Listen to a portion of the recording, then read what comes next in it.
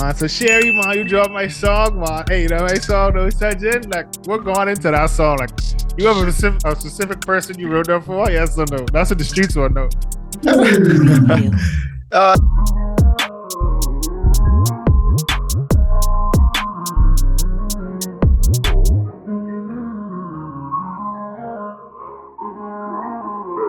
Check. This your boy, DJ Roscoe Boards, and we back with another version of what a Watch Division show. Ladies and gentlemen, like I always say, we got a special guest in the building, man.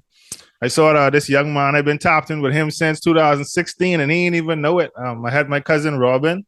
She sent me one of his songs off his, I would say his first album, but I'm not sure we're going to get into all that. It was called No Surgeon, man. And ever since then, I've been tapped in with my dog, man. We have none other than special musical artist, acoustic guru. And then from his social media, I saw him. He have a little skill set with his hands. You know, I saw him do a lot of stuff building his studio, but we have none other than recording artist, Mr. Sherwood Rahming. Big up yourself, Sherwood. Yo, what's good, man? Happy to be here. Thank you for having me. This is pretty cool. Yeah, man, Sherwood. I've been tapped in with you for a little minute, man. So we just wanted to bring you on the Watch Division show.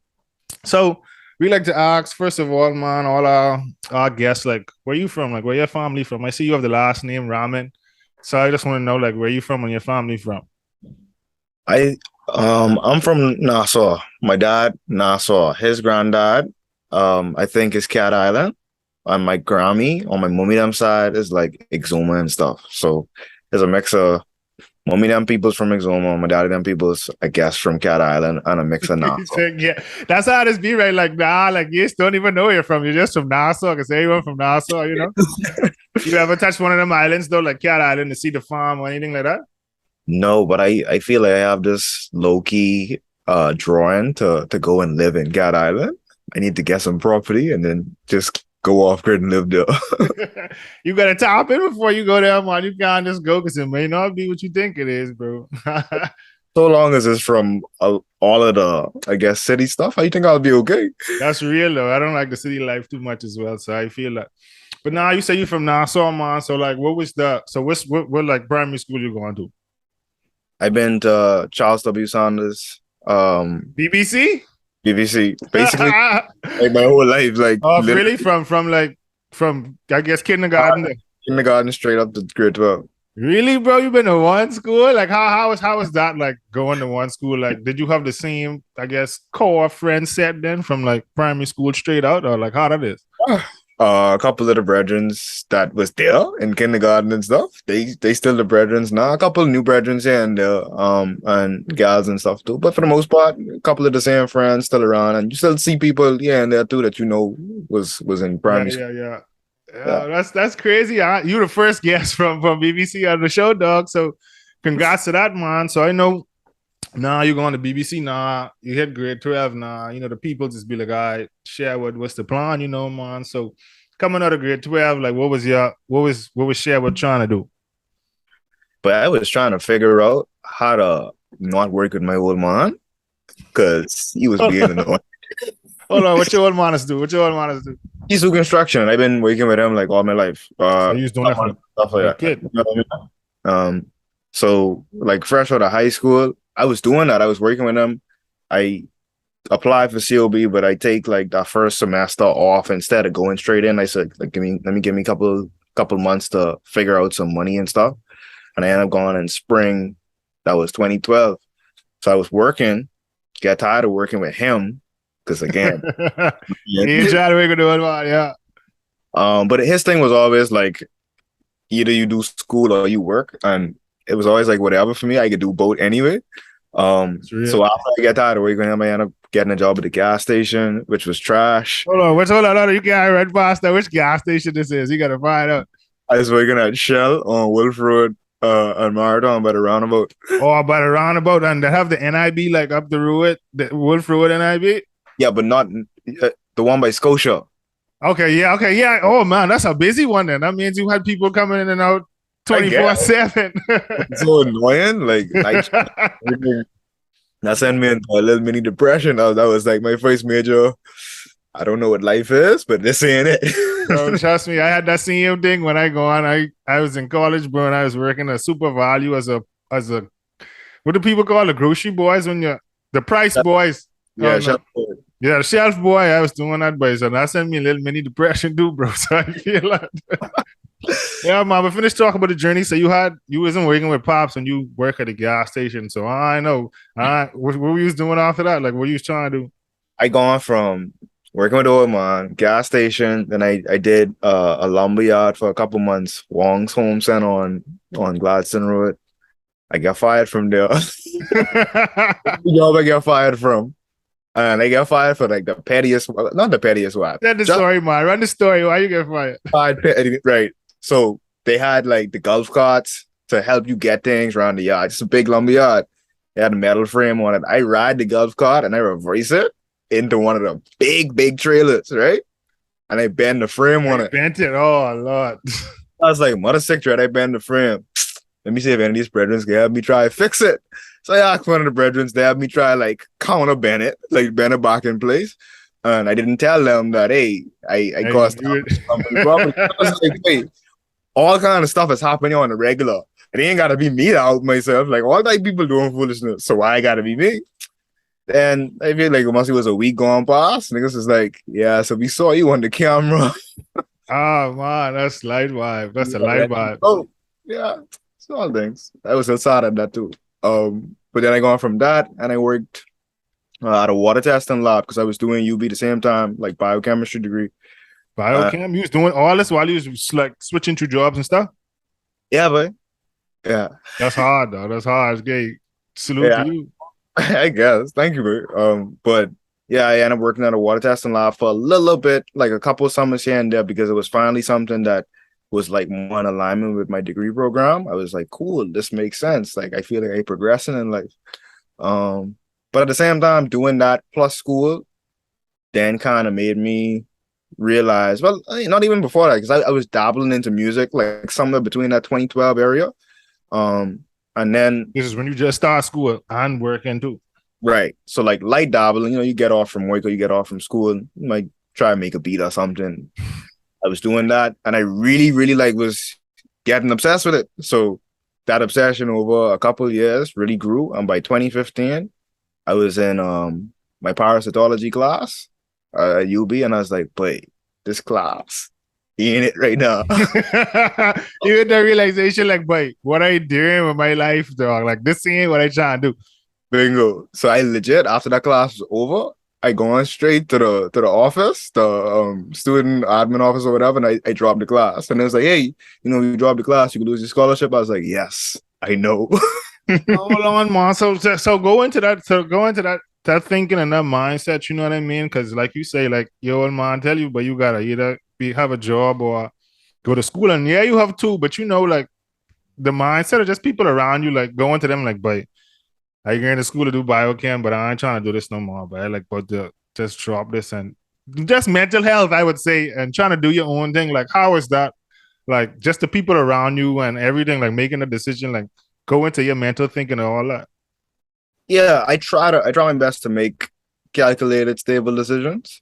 So it ain't like I drop it without any kind of plan. My process was specifically, again, in between 2012 to 2015, I was lightly working on like my production skills, I guess. Recording myself, recording a brethren here and there.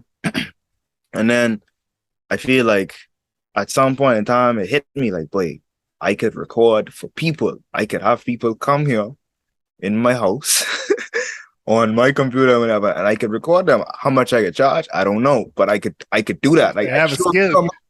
Somebody could pay me to do that, and I feel like I must have saw, I don't know, one of them either inspirational quotes or one of them videos, something come true.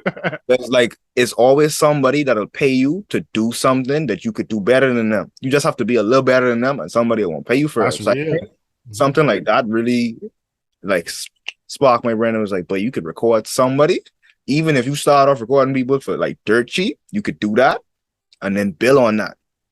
So by 2015, parasitology class, I was saying, yeah, I could record people. Like, that's what I could do.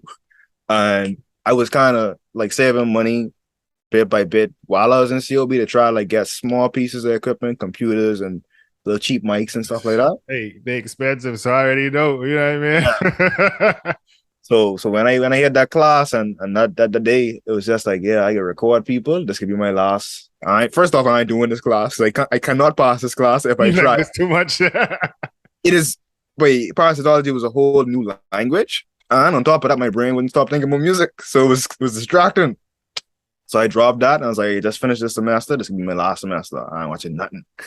So you were Um, never going to UB after that. Back to UB after that. no. Technically, I stopped in my senior year of biochemistry. But at the same time, I had already fulfilled the requirements for an associate's in chemistry. So I just That's had to dope, switch. boy. Yeah, I just had to switch majors to get the degree. So you got your associates in chem. Yeah, which That's life, but don't downplay it, dog. You know what I mean? You like, I used to do this, but I still got, my associates in chem, but that's but life. I can't do nothing with that. I can't do nothing with that. But you never, but trust me, but you never know, dog. And even if you got it by your name, I salute you, dog, because you in a whole different space. And that brings me into now, man. I want to get into just the music now. So you say you was dabbling with music from 2012 to 2015. So I just want to bring it back. So what get you into like music? Like what was something that got you into music? I I really wasn't doing any kind of rapping or beat making or nothing before high school, but afterwards, um, I was always kind of into writing poetry. So I'd often just, you in school, you think about gals or whatever, you write a little something, you get the thing on paper. You might send a love note here and there. You might just keep it for yourself. Um, but outside of like the romantic aspects, like all that gas station vibe and stuff, that had me in a space where I didn't know what to do except write and like exercise my thoughts like that. So as I was writing, it kind of then came to me like, but if I could write raps and make beats for them, then like that would be cool, and I could record myself doing all that.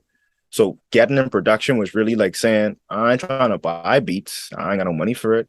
But I also ain't want rip beats because I want beats that speak to my stuff. So I was like, but I gotta make them. So I started off like trying to pirate FL Studio and all these things. You know how to go. You know? And then like eventually I meet this one guy and it's like this would really start to show me when you want things to start happening, like to connect the wide view. I was like, but I gotta get another software because I wasn't figuring out all this. Like the free version of FL wasn't letting me do much, and then all Why this. not, mom? But like, for whatever reason, I just didn't understand it then. I don't know Okay, why. yeah. But then I walk in a music store one day and I was looking for a MIDI cable. And I asked the boy if y'all have any. He's like, boy, yeah. He showed it to me and he's like, you make music. I say, I mean, yeah. He say, I got a software I could sell you. And he legit come with me. Upload the software on my computer, install it and everything. And then I was making beats and stuff on Reason from then. So I really learned Reason, I guess, in between all that time. And that's really how like making music started. It was like writing, how can I pair these with beats and stuff? Well, I got to make the beats. Let me learn to make the beats. Let me learn to record myself. Then it's So all you like start. So give us a time frame on when you start like actually making your own music. So first of all, you just make all your beats, do all your mixing and stuff yourself. yeah, yeah. Do you really? So you do the whole production come from Sherwood Records, Sherwood Rahming Records. Essentially, like right now, I have a collaborative process, but Yeah, sure. I set heavy the foundation. So I'll play the guitars, set the drum loops, all the other little sounds and stuff, and then I'll bring people in for specific things that I just want extra musicianship for, like live drums or trumpet Yeah. things. But it'll be like 70% done when I do it, or it could be 100% done too if I don't want all the extra fancy stuff. Yeah. Then I like to do the little extra. No, but I like your production is be super solid, dog, especially on the new tape. But we're gonna get into that. So how long did it take you? I know you do the acoustics a lot. I see you do a lot of performance, different places and stuff like that. So when did you start learning how to play, I guess, the guitar? I learned to play guitar in between 2017 and 2018. So it Uh, took you 1 year to not to, I get to say mastered, but to have it, I don't, yeah, yeah, that's why I say mastered, but to have it, you could play a couple chords and things. yeah. And like what I did, I wanted to play for an event that I was doing, Sherry anniversary. So when I put out Sherry, like the next year, so I put out Sherry in 2017, and then in Mhm. 2018, I was like, I should have anniversary party for it. Like, why not? But I was like, I should be able to play guitar. So I kind of set in my mind, all right, let me play for myself a little bit while it happening. And then just give me a chance to like work on a skill, really get comfortable with guitar. And now I'm pretty fluid. So Yeah, man, that's dope. I see you be playing the guitar and stuff. So you learn all this basically after high school. You learn how to make music, you learn how to play the guitar, production and stuff. I guess yeah. in the last 6, 7 years. Yeah, like I mean, it's 2012 now, so technically like Oh, like 10 years then. Yeah, yeah, 10 years. almost 10 years. I was counting from 2015 is when I was counting from when you dropped your class. No, no, no. All that before that too. Yeah. Yeah, man. So now you was writing poetry now. You was writing poetry now, and you said, okay, I'm gonna start putting my poetry on music. So how did you feel? Like, how did you get into that mind space? All right, like you want to put the music out. You know what I mean? Because a lot of people be scared and putting their products out. Even me, when I started doing this Watch the Vision stuff, like I didn't want to post it on Instagram. I was always scared of like people who I know what they're gonna say. Like, so speak on that. Like you, like, okay, I'm gonna put out a project or just make a song and have someone listen to it. Like, how was that process? Or how did you just man up and be like, all right, I can put this out, or did you just feel like my stuff can go regardless? So I don't care. But I've never actually thought about that. That question specifically. I feel like I was making it and it just was something about, I guess, an artist career. You see all these people doing live shows, your favorite artist Kendrick and J. Cole and all type stuff, talking about their rap career and where they're going from. And I guess I thought I could do that too. So you just like F it. Like it's just a possibility. Like, but if I put out music, maybe somebody could listen. I never really thought too much like, but people might not like it. And of course, but when people don't like it, it is do something, it is Yeah, messing. you know what I mean? It's be like, how? What you don't like? Let me improve. Yeah. Yeah, but I feel like I try not to linger on that too much. Even before like just the few instances where whoever might hear my music early on, even like people around and people at little showcases like in UB and what some people like I saw it and it's just like affirmation, confidence growing. I could continue. No, that's dope, man. So just speak on, I guess, I don't really know much about the music scene, like back home. So first I want to ask, like, all right, you making music now. So how is the feedback, I guess, from just being home and in the music scene? I know growing up we was listening to like more rake and scrape and things like that. You know what I mean? Like now in our generation, we have a lot of different artists like actually making their own music, different Mhm. genres and stuff. And so how is the music scene like back home? And I just trying to get people to listen to music, and I especially on different platforms that are on like YouTube and stuff. I saw your post on that as well. So how's the music scene back home, and like how do you get people to just the outreach of your music, I guess? Music here is interesting. As it probably makes sense, artists know about other artists first. Because you're trying to put yourself out there. So Yeah, you yeah, yeah. automatically flock to the open mics and the music events just to try to See, participate. yeah, to see. Mm-hmm. So you will automatically become aware of other artists before, I mean, faster than non-artists become aware of local artists. And I still think we have like a similar problem where it's like it's hard for us to reach even our immediate population with our music. Why though? Why is that? Why do you think Um, so? it's a money problem and it's an expertise problem. So, money solves a lot of Yeah, things. money solves a lot of things. Yeah, for sure, for sure. But I mean, like in terms of like what aspect? In terms of like radio play, in terms of just getting those like sponsorships, so people could like see Sherwood just drop on whether it be Facebook or whatever. Like in terms of what aspect, or just terms of just making the whole creative process. Like Well, even in the creative process, but less now because, making music ain't as expensive as 20 years ago or whatever. But I think about it like this. A lot of people can make good music. I know people like personally that'll come to the studio and they have great music. But the problem is when they put out the music, it's just like, hey, I have music. And then that's a drop in the ocean of internet content. Fox it just So the only way you get around that is either by being a very specific, strategic content creator to always drive traffic and create awareness, or you could like spend money on a marketing campaign. true. Marketing is a thing for a reason. People spend millions and millions of dollars on marketing. Like still today, Pepsi and Coke, and everybody know what Coke is, right? Yeah, that's real. That's real. So imagine you who nobody know, you better spend money to figure stuff out, but you don't got the money like that because you're an artist doing it on the side while you work your day job that only paying you X amount. So that's one thing. Then there's two, like the people that have the understanding of marketing enough to kind of make things work within certain parameters. So if you know an artist got $500, he could commit every month to marketing. What could I do with that? Or even if you don't have any money, like what could I do to help this artist blow up, like with a marketing brand? A lot of people won't be the star, and many people saying, but I won't be the marketing boy. Yeah. You know what I mean? I get you. I get you noticing thing. Yeah. Yeah. So I think those are the two main problems, like just the lack of funds to drive your career, and then two, people around that want to do the back end work to help, I guess, the stars be stars, like bring it to the masses.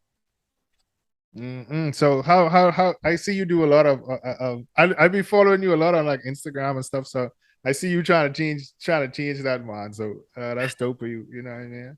Yeah. Man, so let's get into some of your music, man. You know what I mean? So when was your first like official project? The first official project I knew was Sherri, but I don't know if you had music before that. So speak on that, you know. Yeah. So the first project I did, it was in 2013. And I hide it from the internet because it's I still have it on my Bandcamp hidden. So if I need to like pull it out just to show people I could. He's doing this, yeah. But I obviously still kind of fresh in UV and stuff, like lightly making stuff. I was kind of pulling beats on offline here and there, but still kind of also dabbling in production, like figuring myself out. And I called it 21st century slavery or something like that. And it was rooted in a lot of my like gas station nights, just walking home, 11 o'clock in the rain sometimes here and there. So it was a lot of I like this, life ain't like that. I need to figure this out. It was all that was depression phase Sherwood around that time. Yeah, but at the same time, looking for answers, kind of depression, not hopeless depression. Yeah, okay, yeah. Like, what's next? I need to shake something, you know? Bingo. And then so that was 2013, and I put out a couple like songs here and there in between, just experimenting with like online content, like videos and what's not. So it's like a couple songs still maybe on my YouTube channel, or even like way down on my Facebook page that you can find us like from 2014 or whatever. And in 2016, I put out a project called Revitalize, which was like a spin on a couple classic R&B songs. So I was thinking, all right, I don't quite want to do covers, but I'll go and reproduce some of these classic songs. Where can I find that one? I want to listen to that. That one, I think actually that's on all streamings, so you could find it on Spotify. Apple Music. I gotta look again. Yeah. Okay. Check that out again. But I did like remixes to like One in a Million and Say My Name and things like that. But I did new verses, but kind of incorporated the choruses for these things with some new production or my production. Yeah, testing myself to see what I could do and make something fresh. Then 2017 was Sherri. Last year I put out 2 songs, this Plantain on the way. And then this year is Grounded. Grounded, man. So Sherri, man, you dropped my song, man. Hey, you know my song, no Sajin? Like, we're going into that song. Like, you have a specific person you wrote that for? Yes or no? That's what the streets want to know. No, it wasn't like specifically written for a person. I think the conversation was, I was here, I mean, in the studio, and I think it might have been me, my brethren Zoo, and my brother Shakim, and somebody say something about Sajin, or that pussy don't stop popping or something like that. It was either one of those lines. And I was like, wait, that's an idea. Like I have it. And I write the whole song around like a reflective state of thinking about very childish or adolescent relationships. You know what I mean? So it ain't for no specific people, though I kind of name drop here and there. Yeah, It's I just, hear you name drop. That's why I wanted to see if you was gonna bring it up again. You know, when you get canceled or not, you know, everyone is be so sensitive these days. So you know what I mean. You got to stay away from that. You know what I mean. So now you drop Sherri, then you go on. And when I started talking to you, you drop your EP with the 2 songs, and I had this planting and a lot of. I played it probably like 3 times in my shows, like just rough rip, because I really love that song, this planting.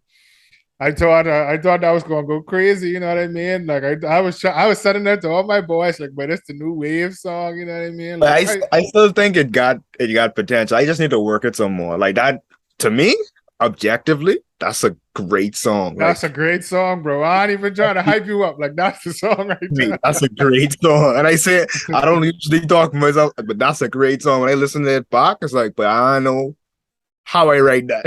Yeah. And then I saw you wrote, so you wrote those 2 songs before you put out your latest album Grounded. So but you put them out before Grounded? Like so Yeah, no, I wrote the grounded songs before I did those 2 songs. Like they were done. This planting underway came after all the grounded recordings. so why did you do it like that?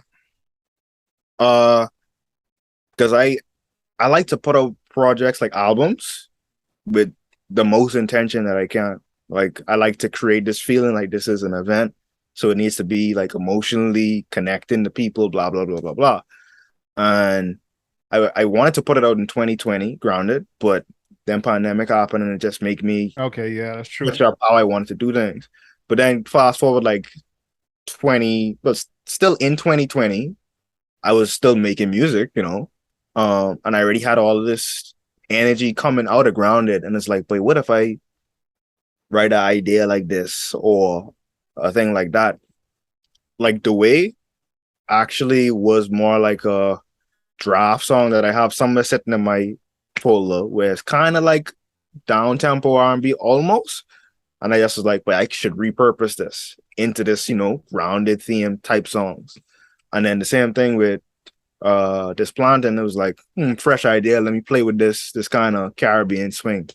So I put those out because they don't have like super, super deep meaning. They just like they ain't get off songs, like they ain't Yeah, jokey, song, yeah. but like they light songs. They ain't And nothing I more. think that's why they hit too, you know, like not to say things now music nowadays ain't super, super deep. So there could be more, you know, for the masses. And that's why I really like that this plant. And like you could a lot of people, they guess like me, be relating to that one shot.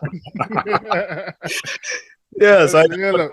I put them out just as a reemergence, like to say, hey, I could be putting out some stuff. Let me see how people feel about this kind of vibe. Because it was kind of new too, like experimenting with this new-ish sound for me. I just wanted to get feedback, not like I could change what I could do, but like just to see what the reception is like when these kind of vibes come out. All right, man. So and now you had your latest project come out, man. Grounded, man.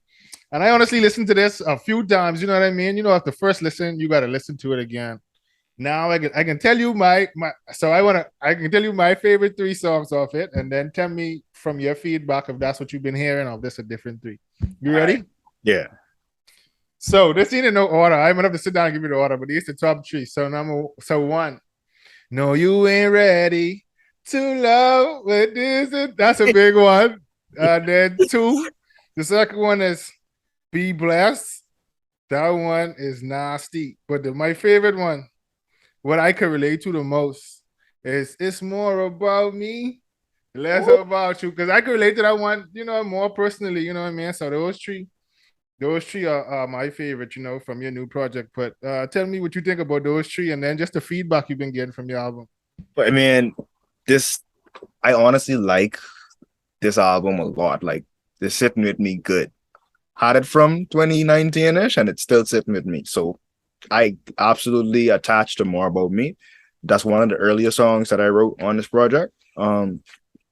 But as far as what people like seeming to be messing with most, it seems like most people would be like, liberate me, um, super conscious, and a lot of people like obey with me. If I was to give like Obey a with me cool too. Obey with me cool too. So my tree is a whole different tree. So that should tell you, dog. Like people relating to your music in a whole different space, bro. Like so no, shouts out to you, man. But I ain't gonna take too much airtime, man. But I know you talked about just as an upcoming artist, and I know a lot of different Bohemian people be reaching out, like trying to be upcoming artists, man. So just tell me your top four things for any upcoming artist. Like if you want to be upcoming artist on Sherwood Rahming level or even above, or you know what I mean, because your level top notch, you know what I mean. But you know, if they trying to get on your level, like what are the top four things you think upcoming artists should do, or what they need to be aware of? Any advice? Top four. I'd say you should probably get into your mind that you ain't gonna make much money from music right out the gate. So if you're looking for a cash grab, this ain't it. So make music because you like to make music. Like continue to pursue that craft and invest just because. Like if there was no money to be made from music and you don't feel like you'd be making music since it ain't no money, then you should probably stop if you're looking for money. Make it about a passion. Then two, I'd say what you're doing right now, you'll always feel like it might not be good enough, but it's good enough for right now. And that's all that matters. Like a lot of times we making stuff and we hyperfixate on it ain't this, it ain't that. But like it's okay that it ain't there yet. If you continue to do that thing, it'll get better and eventually you'll be able to get exactly what you have in your mind on paper, in the mic, in the beat, whatever.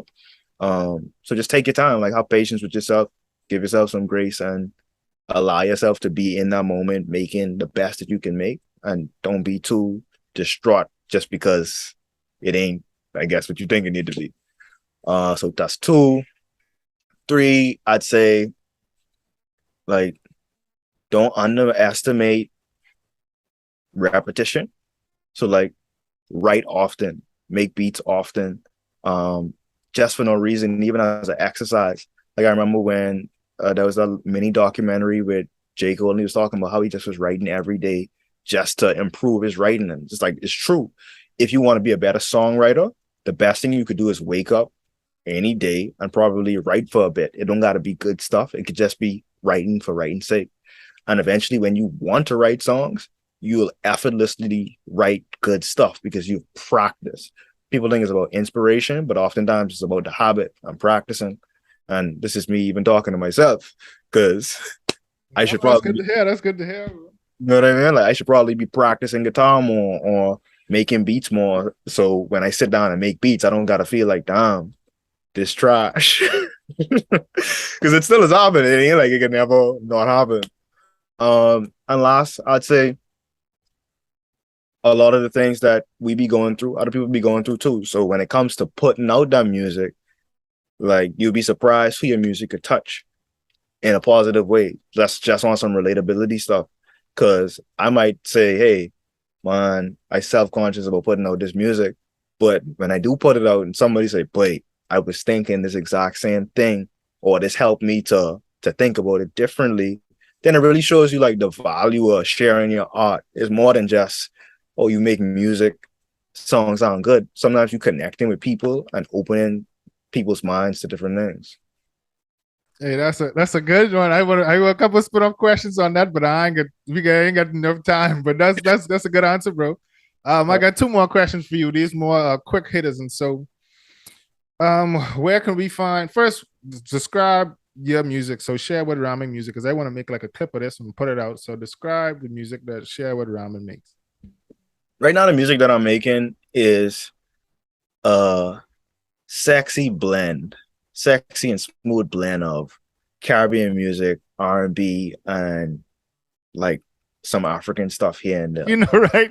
It's funny you said that, bro, because I literally, when I was like doing my research on you, I was like, bro, this like a Caribbean flavor, Afro. I was like Afrocentric Caribbean, like R&B. But then in your thing, it was like you Afro beat.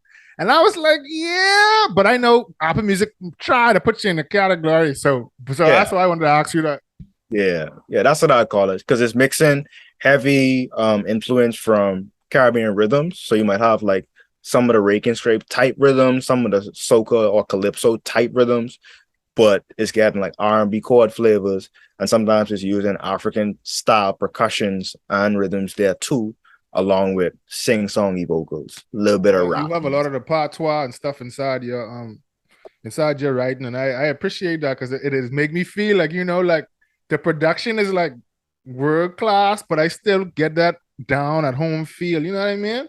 Like Bingo. like I feel it. Like I feel like I can hear you saying vibe and boy and thing in your music, so that just make me feel like what I mean. I feel like that's the Caribbean vibe.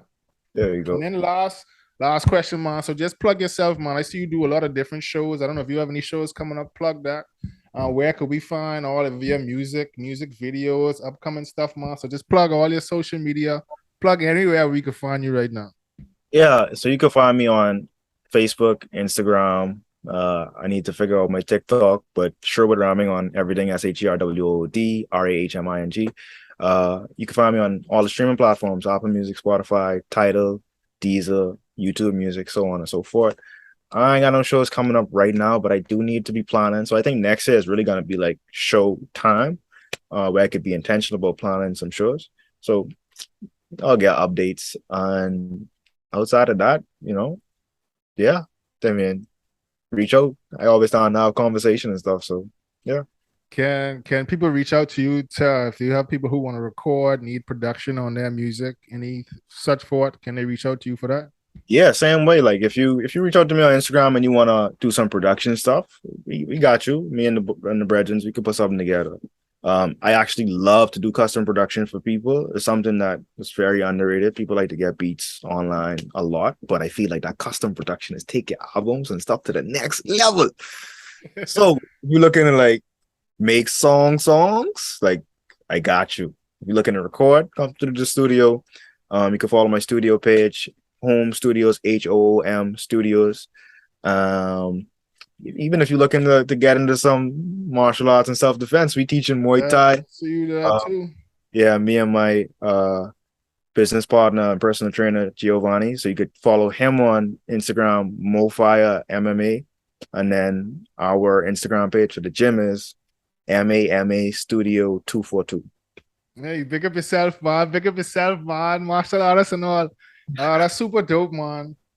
But thank you for this conversation, man. It's been like a real good one, bro. Like, I'm really excited to put this one out, man. And anyone, y'all just remember yesterday's price is not today's price. So anyone who trying to collab with my boy and anything in the studio, just remember that all his productions and things are A1. If you don't want to, if you never listen, go on Apple Music, Spotify, Tidal, all of that. Type in Sherwood Rahming and just click play, bro. I promise you will not be disappointed.